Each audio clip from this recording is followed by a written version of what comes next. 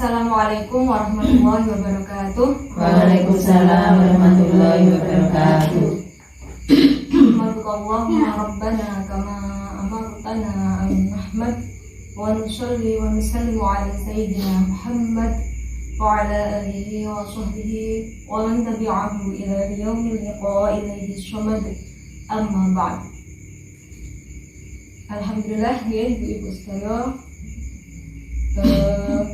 kita tasih dipun paringi nikmat kesehatan sehingga wonten ing dalu menika saged nglajengaken anggenipun ngaos. Kita lajengaken menapa ingkang kita bahas kala wingi, dan untuk mengawalinya mohon izin meleh nek kula ngginakaken bahasa Indonesia. Perkenalkan nggih Ibu, nama saya Eka Nur Aisyah dari Program Studi Hukum Keluarga Islam Sekolah Tinggi Agama Islam Yogyakarta yang saat ini sedang melaksanakan kuliah kerja nyata. Untuk kesempatan kali ini saya ingin mengajak ibu-ibu semua untuk sharing, sekedar sharing ini Ibu, mboten ateges kula luwih ngertos napa berniat untuk menggurui mengenai wasiat wajibah dalam hukum kewarisan Islam di Indonesia. Sampun nate mireng wasiat wajibah menika napa Bu? Nek wasiat sampun nate mireng nggih?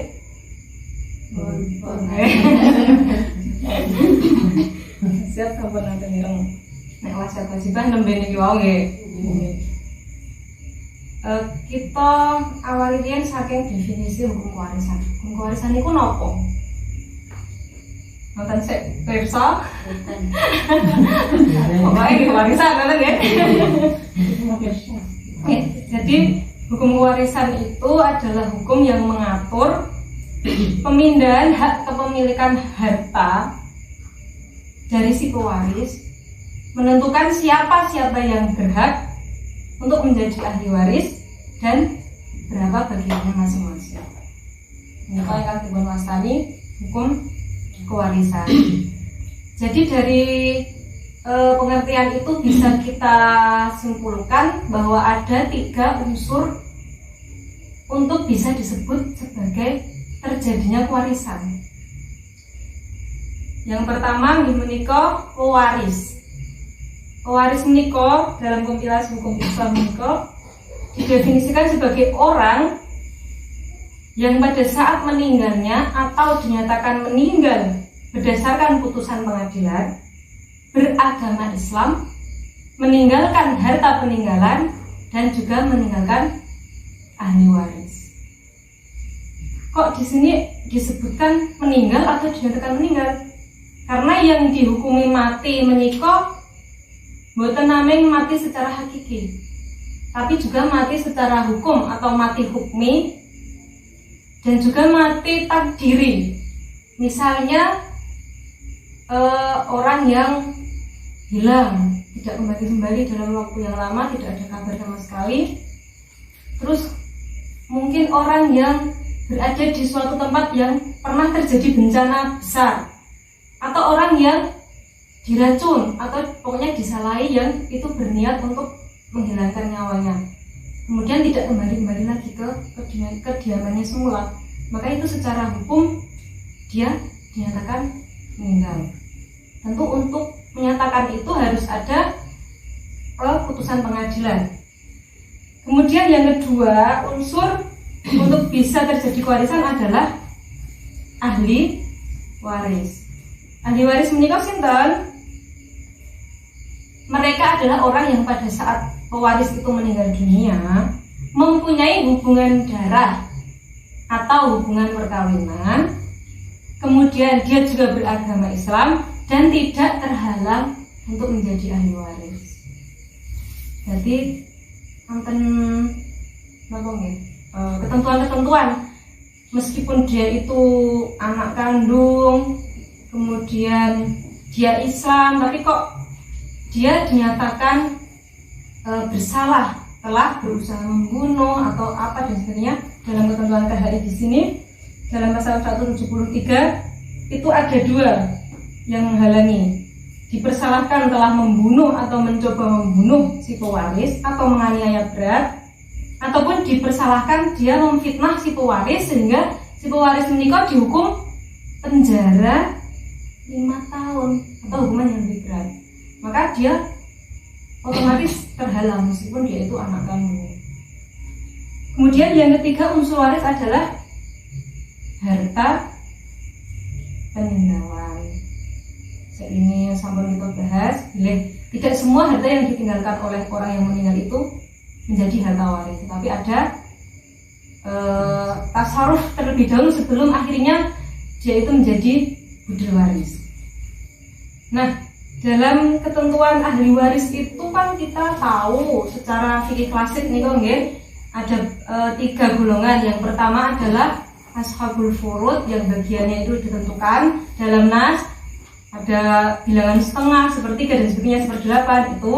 Kemudian ada asobah dan dawil arham atau kerabat jauh. Nah, pertanyaannya sekarang adalah kalau orang itu tidak punya anak pripun? Misalnya dia mengangkat anak saja, dia nggak punya anak, dia nggak punya keturunan. Kemudian dia ketika meninggal sudah tidak punya suami atau istri, ayah ibunya sudah tidak ada. Apakah si anak angkat tadi menjadi ahli warisnya?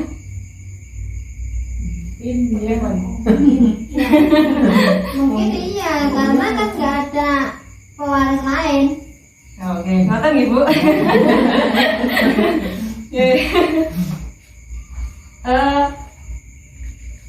Dalam penjelasan tadi kan sudah dijelaskan bahwa ahli waris itu orang yang pada saat meninggalnya si pewaris dia mempunyai hubungan darah atau hubungan perkawinan, kemudian beragama Islam dan tidak terhalang untuk menjadi ahli waris.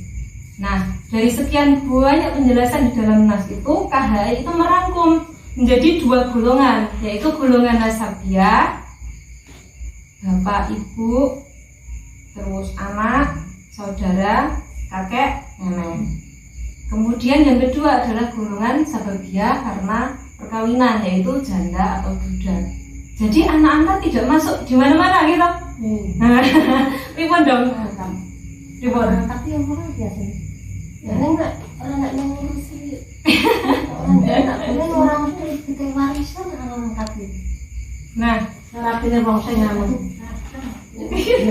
oke. Ketika bagi anak tuh rasanya anak asli gitu. Oke.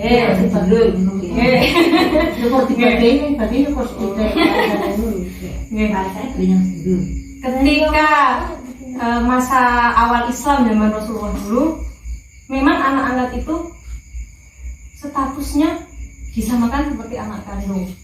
Rasulullah juga mempunyai seorang anak angkat yaitu Zaid bin Harithah, dan sempat dia itu dinasabkan kepada Rasulullah. Jadi dia dipanggil sebagai Zaid bin Muhammad. Nah, atas hukum itu dia juga pada saat itu orang-orang Arab lainnya itu otomatis menjadi ahli waris dari orang tua angkatnya. Tetapi hukum itu telah dihapus oleh Allah Subhanahu wa taala melalui Quran surat Al-Ahzab ayat 4. Wa ma ja'ala ad'iyaakum abna'akum, bahwa Allah tidak menjadikan anak angkat sebagai anak kandung. Kemudian ud'uhum li'abaihim huwa aqsatu 'indallah, dan panggillah anak itu dengan memakai nama bapak-bapak mereka. Itulah yang paling adil di sisi Allah.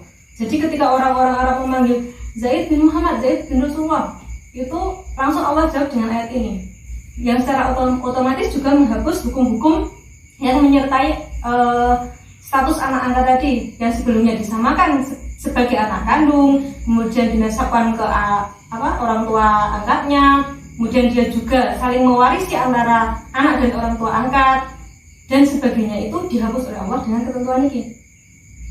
Sedangkan di Indonesia ketika kita berbicara realitas sosial seperti yang Ibu sampaikan tadi, ada yang gabung ngoten nggih, mboten punya keturunan, terus mengangkat anak dan sebagainya. Nah, untuk mengakomodir hal tersebut, masa iya sih anaknya meskipun anak angkat tapi kan dia dari kecil dipelihara. Nah, ini ada batasannya ibu-ibu. Yang disebut anak angkat itu siapa? Apakah kiai nganu santrine terus digemateni di sekolah ke selama di pesantrennya itu dibiayai kiai ini, apakah itu anak angkat? Terus nopo mrek ngingu tanggane itu tanggane ketika dia sedang sakit dan sebagainya, nopo niku disebut anak angkat? Mboten. Hukum Indonesia itu dalam KHI pasal 171 huruf H membatasi bahwa yang disebut anak angkat adalah anak yang dalam pemeliharaan untuk hidupnya sehari-hari, dari biaya pendidikan dan sebagainya, beralih dari tanggung jawab orang tua kandung ke orang tua angkat, dan itu berdasarkan putusan pengadilan. Jadi onten tahap-tahapan adopsi. Sedangkan kita di masyarakat kita mungkin tidak jarang ditemui bahwa hanya dari anak adiknya dan sebagainya tanpa ke pengadilan dan sebagainya. Nanti tembembur ini pripun niku. Kalau seperti itu nanti sebelum dia mengurus hak-haknya itu harus mengajukan dulu ke pengadilan statusnya sebagai anak angkat, penetapan status dia sebagai anak angkat dari orang tua angkatnya tadi. Niko. Nah, pada pasal 209 Kompilasi Hukum Islam menyatakan tentang hubungan si anak angkat dan orang tua angkat tadi dalam hal harta peninggalan. Bahwa nopo orang tua angkat dan anak angkat tadi berhak saling mendapatkan wasiat wajibah tidak melebihi sepertiga harta peninggalan. Dan terus dia memang definisinya bukan sebagai warisan, tetapi dia adalah wasiat wajibah. Wasiat wajibah ini pun apa? Wasiat yang walaupun dengan tanpa keinginan si pewaris tadi, si mayat tadi, tapi dia secara yuridis formal itu ditetapkan bahwa si anak angkat atau orang tua angkat itu berhak atas itu. Jadi meskipun si orang tua angkat misalnya meninggal, kok tidak berwasiat ini untuk anak angkatku, tetapi nanti pengadilan akan menetapkan bahwa dia itu wajib wasiat, dia wajib wasiat ke anak angkatnya tadi dan sebaliknya. Nah, kadarnya adalah maksimal sepertiga dari harta peninggalan, dan itu dikeluarkan lebih dahulu, Bu, sebelum harta peninggalan tadi ditasarufkan untuk ke dzawil arhamnya, ke kerabat jauhnya, karena dia tadi kan tidak punya anak, sudah tidak punya suami atau istri, kemudian orang tua yang sudah meninggal lebih dahulu gitu ya. Nah, si wasiat wajibah tadi adalah diambil lebih dahulu, sepertiganya tadi diambil lebih dahulu, baru sisanya untuk bayar hutangnya, untuk kebiayaan ketika sakit sampai pengurusan jenazah, kemudian juga untuk hutang tadi. Baru yang sisanya ke dzawil arham atau kerabat jauhnya, seperti itu. Kemudian selain untuk anak angkat, di Indonesia ini sudah terjadi pengembangan dari Mahkamah Agung sudah memutuskan banyak sekali putusan.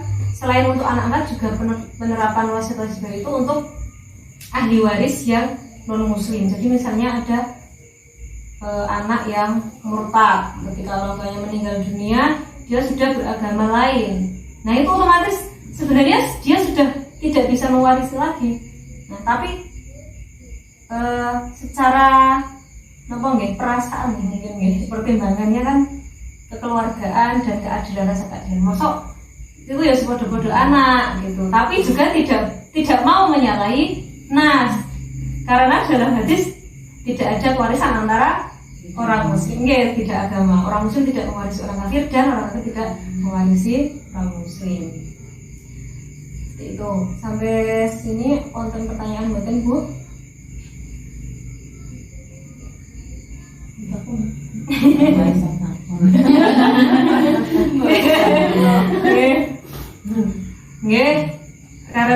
rasa sudah cukup. Saya juga terbatas durasi. Terima kasih atas perhatian dari ibu-ibu semua. Semoga apa yang saya sampaikan ini ada manfaatnya. Jika terdapat banyak kesalahan dalam saya menyampaikan, saya mohon maaf. Wallahul muwaffiq ila aqwamit thoriq. Wassalamualaikum warahmatullahi wabarakatuh. Waalaikumsalam warahmatullahi wabarakatuh.